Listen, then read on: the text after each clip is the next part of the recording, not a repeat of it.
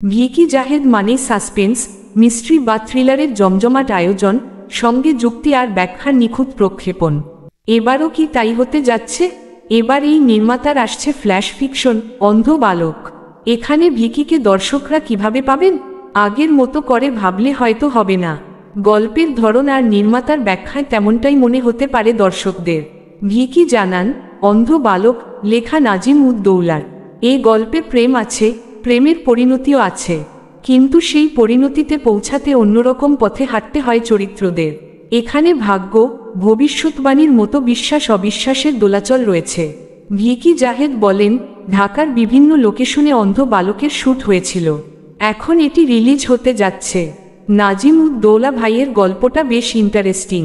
Short film থেকেই আমার উত্থান, তাই স্বভাবতই চরকির ফ্ল্যাশ ফিকশন প্রজেক্টের প্রতি আগ্রহী হই।